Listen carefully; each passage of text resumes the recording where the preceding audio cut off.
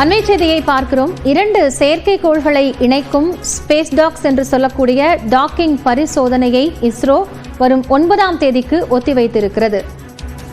PSLV C-60 rocket மூலம் 2 செயற்கைக்கோள்கள் அனுப்பப்பட்டு அவை ஒன்றிணைப்பது குறித்த அந்த டாக்கிங் முறை என்பது இஸ்ரோவால் கையாளப்பட இருக்கக்கூடிய நிகழ்வு மிகப்பெரிய எதிர்பார்ப்பை ஏற்படுத்தி இருக்கிறது. இது வெற்றிகரமாக நடைபெறக்கூடிய பட்சத்தில் அடுத்தடுத்த விண்வெளி சார்ந்த பயணங்கள், விண்வெளியில் இஸ்ரோ அமைக்க நினைக்கக்கூடிய அந்த விண்வெளி ஆய்வு மையம் உள்ளிட்டவையெல்லாம் சாத்தியமாகும் என்று எதிர்பார்க்கப்பட்டது. இந்த நிலையில் அதற்கான தேதி என்பது நாளை 7ஆம் தேதியாக அறிவிக்கப்பட்டிருந்தது. தற்பொழுது 9ஆம் தேதிக்கு அது ஒத்திவைக்கப்பட்டிருக்கிறது. கூடுதல் விவரங்களை செய்தியாளர் வேல்முருகனிடம் கேட்கலாம்.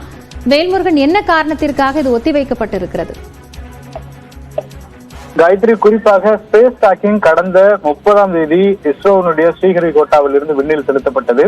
இந்த நிலையில் நாளை காலை 9 மணிக்கு, அதாவது 7ஆம் தேதி காலை 9 மணிக்கு குறிப்பாக இந்தியாவுடைய மிக பெரிய ஒரு முயற்சியாக இருக்கக்கூடிய இந்த ஸ்பேஸ் டாக்கிங், அதாவது 2 விண்கலன்களும் ஒன்றிணையக்கூடிய அந்த நிகழ்வானது நடத்தப்படுவதற்கான திட்டமிடல் நேரமானது ஒதுக்கப்பட்டது.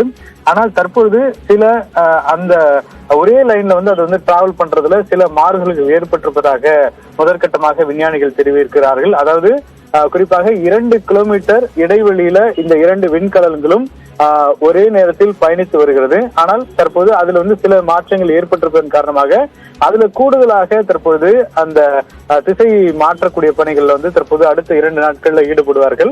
அதற்கு பிறகு 1 கிலோமீட்டர்ல இருந்து இன்னும் கூடுதலாக அது நெருங்கி வருகின்ற பொழுது அதனை ஸ்பேஸ் டாக்கிங் மூலியமாக தற்போது ஒன்றிணைக்கக்கூடிய அந்த தகவல் பரிமாற்றத்தை மேற்கொள்வார்கள். இதற்கான காரணங்களால் தற்போது இந்த ஸ்பேஸ் டாக்கிங் வருகின்ற 9ஆம் தேதி தற்போது அதற்கான நேரம் சரியாக குறிப்பிடப்படவில்லை. இரவுக்குள்ளாக 9ஆம் தேதி இரவுக்குள்ளாக குறிப்பாக உலகத்தின் மிக முக்கியமான 4வது நாடாக ஸ்பேஸ் டாக்கிங்ல ஈடுபடக்கூடிய இஸ்ரோனுடைய அந்த முயற்சியானது மேற்கொள்ளப்பட இருப்பதாக இஸ்ரோ விஞ்ஞானிகள் தகவல் தெரிவித்திருக்கிறார்கள். காயத்ரி, வேல்முருகன் இணைப்பில்